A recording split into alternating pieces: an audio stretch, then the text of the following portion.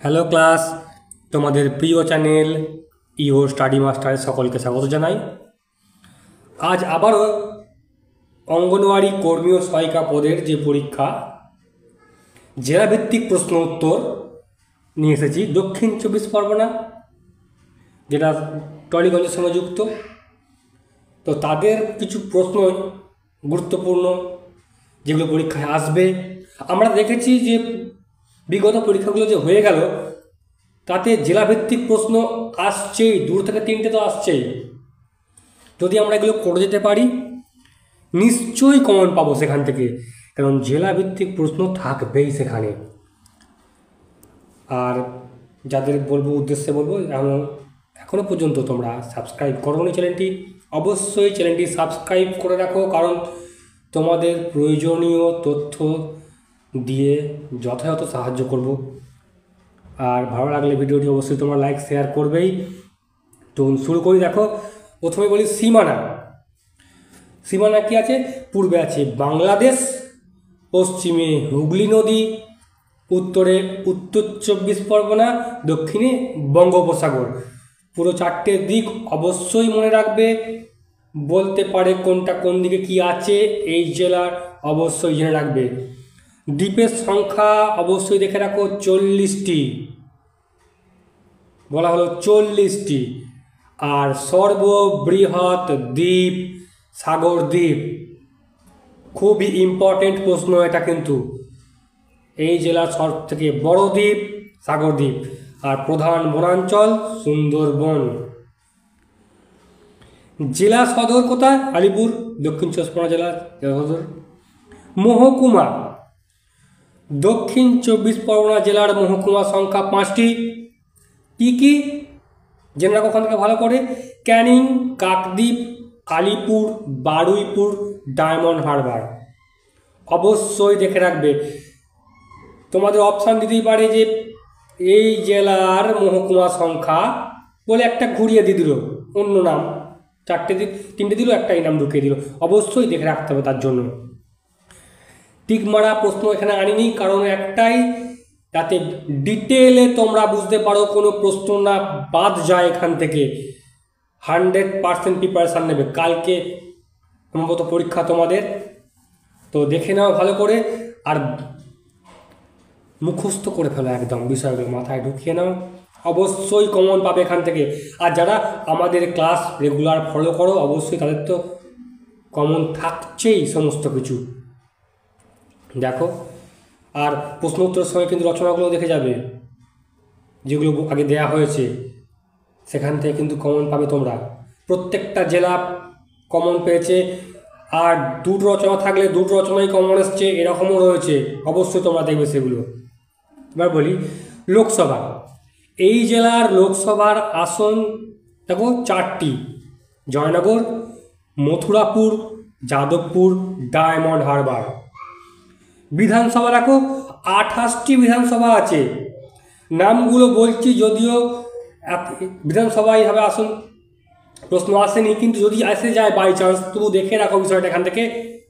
কী কী আছে দেখো 28টি: পাথর প্রতিমা, সোনারপুর, বেহালা পশ্চিম, বেহালা পূর্ব, বেহালা, কাকদ্বীপ, সাগর, Paschim Bishnupur, Purba Bishnupur, garden reach, diamond harbour, Falta, Satgachia, Budge Budge, Maheshtala, Gosaba, Basanti, Kultali, Jaynagar, Paschim canning, পূর্ব ক্যানিং, পশ্চিম মগরাহাট, মন্দির বাজার, পূর্ব মগরাহাট, ভাঙড়, যাদবপুর, বারুইপুর, মথুরাপুর, কুলপি। 28টি নাম বলা হলো এখানে। তোমাদের জেলা সম্পর্কিত তোমরা প্রচুর জানো, নিজের জেলা সম্পর্কে তো জানবেই সে নিশ্চিত। তবুও একটু আমি ধরিয়ে দিলাম শুধুমাত্র যে এরকম প্রশ্ন আসছে। পুরসভা 7টি, থানা 31টি, গ্রাম পঞ্চায়েত 312টি, পঞ্চায়েত সমিতি 29টি। ভালো করে দেখে রাখো।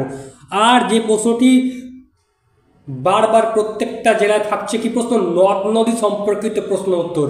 কি আসছে এখানে? কোন জেলার কি নদী? দক্ষিণ 24 পরগনা জেলার নদীগুলো অবশ্যই দেখে রাখবে। কি কি আছে? গোসাবা, সপ্তমুখী, বড়তলা, বিদ্যাধরী, কালিন্দী, মাতলা, রায়মঙ্গল। অবশ্যই অবশ্যই দেখে রাখো নদীগুলোর নাম, নদী থাকছেই প্রশ্ন। কৃষিজ ফসল ধান ও পাট। উৎসব দক্ষিণ 24 পরগনা জেলার প্রধান উৎসব হলো গঙ্গাসাগরের মেলা, গাজী সাহেবের মেলা, পীর সাহেবের মেলা, ঘুটিয়ারি শরীফের মেলা। প্রত্যেকটা মেলা কিন্তু দেখে রাখবে অবশ্যই, কারণ এই জেলার গঙ্গাসাগরের মেলা খুবই বিখ্যাত। তো এগুলোর নাম জানা দরকার খুবই, তোমরা নিশ্চয়ই জানো, তবু বলে দিলাম। এবার যেটা বলবো বিখ্যাত ব্যক্তি, বিখ্যাত ব্যক্তি যে কটি আছে নাম এবং তাদের যে কাজ অবশ্যই তোমরা জেনে দেখে নাও। কি আছে? অবিনাশ ভট্টাচার্য 1882 খ্রিস্টাব্দে দক্ষিণ 24 পরগনায় আড়বালিয়ায় অবিনাশ ভট্টাচার্য জন্মগ্রহণ করেন। তিনি একজন সন্ত্রাসবাদী বিপ্লবী এবং অরবিন্দ ঘোষের সহকর্মী হিসেবে স্মরণীয়। তিনি যুগান্তর, নারায়ণী প্রভৃতি পত্রিকাতে কাজ করতেন। পত্রিকাও নাম আসতে পারে, কোথায় জন্মগ্রহণ করেছে, কত খ্রিস্টাব্দ অবশ্যই আসতে পারে, দেখে রাখবে কিন্তু এগুলো। তারপরে আসছি খুবই গুরুত্বপূর্ণ নাম একটা, নীলরতন সরকার। ইনি 1861 খ্রিস্টাব্দে 1 অক্টোবর দক্ষিণ 24 পরগনা জেলার নেতারা গ্রামে জন্মগ্রহণ করেন। তিনি বেলগাছিয়া আরজিকর মেডিকেল কলেজ ও হাসপাতাল, যাদবপুরের কুমুদ শঙ্কর রায় যক্ষা হাসপাতাল এবং যাদবপুর ইঞ্জিনিয়ারিং কলেজ ইত্যাদি প্রতিষ্ঠান করেন। আর একটা নাম না বললেই নয়, হেমন্ত কুমার মুখোপাধ্যায়, সকলেই চেনে, তবু জেনে রাখো বিষয়টা কি। 1920 খ্রিস্টাব্দে জন্মগ্রহণ করেন। সঙ্গীত পরিচালক, সুরকার, সঙ্গীত শিল্পী ও চিত্র প্রযোজক হিসেবে তিনি বিখ্যাত। এনার সম্পর্কে সকলেই জানে, তবু একটু বলে দিলাম গুরুত্বপূর্ণ প্রশ্ন হিসেবে। আর আমরা অবশ্যই পড়েছি ত্রৈলোক্যনাথ চক্রবর্তীকে। 1889 খ্রিস্টাব্দে জন্মগ্রহণ করেন। তিনি বিজ্ঞান অনুরাগী, সাহিত্যিক ও হাস্যরসিক হিসেবে জনপ্রিয়। তাঁর বিখ্যাত গ্রন্থ কঙ্কাবতী, ভূত ও মানুষ, ফোকলা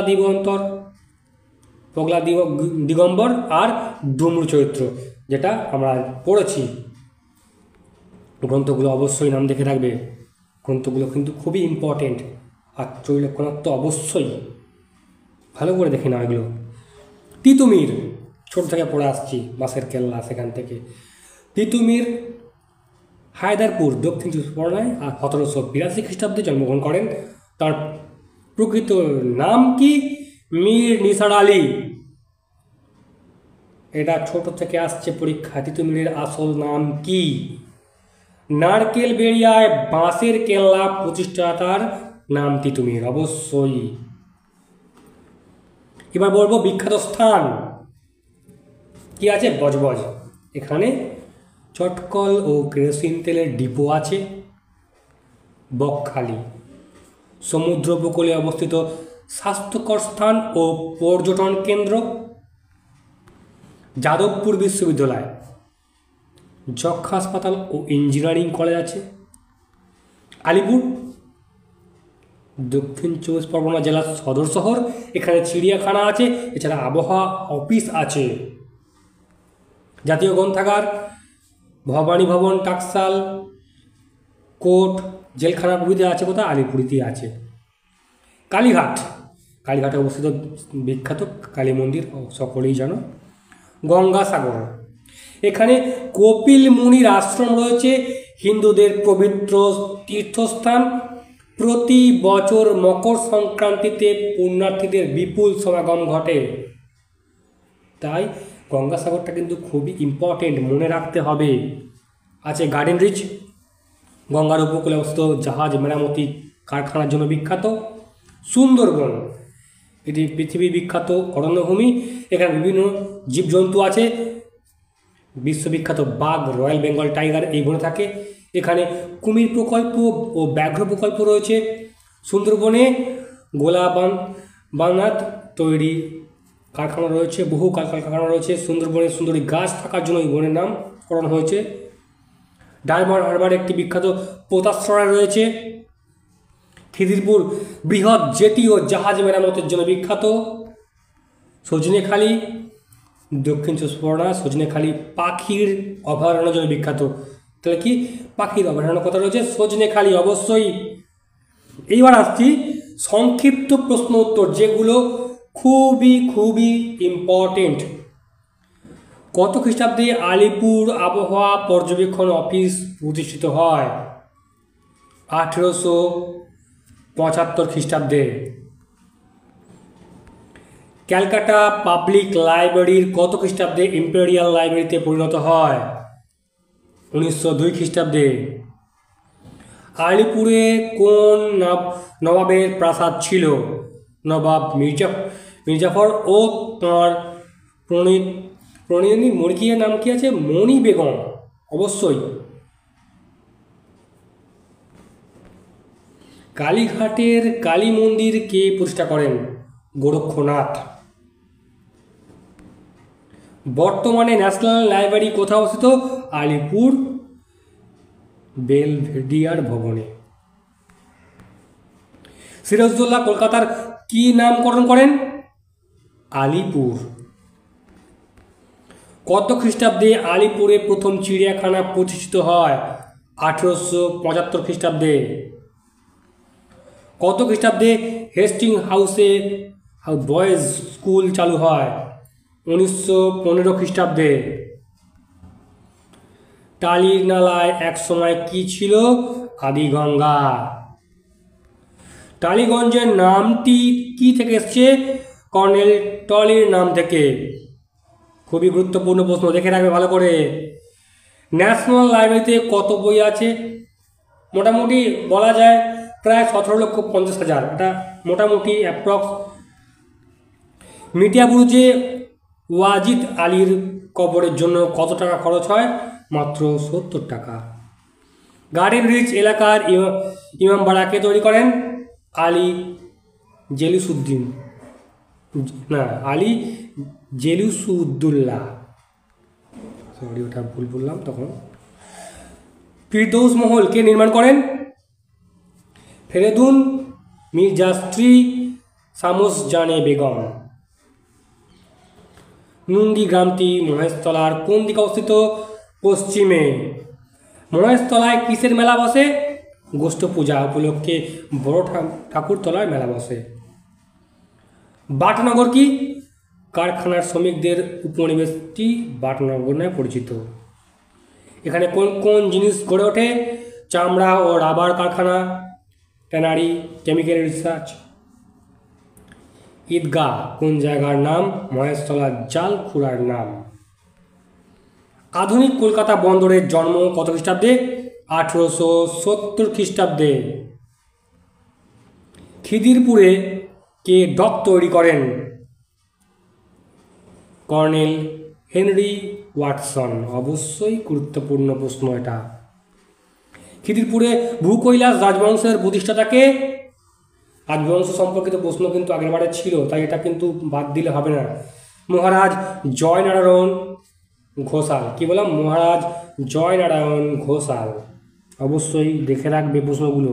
বজবজ বিখ্যাত কেন? এখানে ভারতের অন্যতম কেরোসিন তেল ও পেট্রোল ডিপো রয়েছে বলে। বেনাক দেবতা বেনাকির প্রভাব কোথায় ছিল? ডায়মন্ড হারবারে। এই দেবতা সৃষ্টি কী হবে? কাটা হাতির দেহে গণেশের মুন্ডু জুড়ে সৃষ্টি হয় বেনাকির। সুন্দরবনের আদি শিল্প কি? লবণ শিল্প। সুন্দরবনের অন্যতম সম্পদ কি? মধু ও মোম। সুন্দরবনে কুমিরের বৈজ্ঞানিক নাম কি? ক্রোকোডাইলস ওরেসাস। দক্ষিণ চব্বিশ পরগনা জেলার অধীনস্থ স্থানের একটি বিশিষ্ট শিক্ষা প্রতিষ্ঠানের নাম লেখো। যাদবপুর বিশ্ববিদ্যালয়। দক্ষিণ চব্বিশ পরগনা জেলার প্রধান বন্য পশু কোনটি? অবশ্যই বাঘ। সুন্দরবনের উল্লেখযোগ্য গাছগুলি?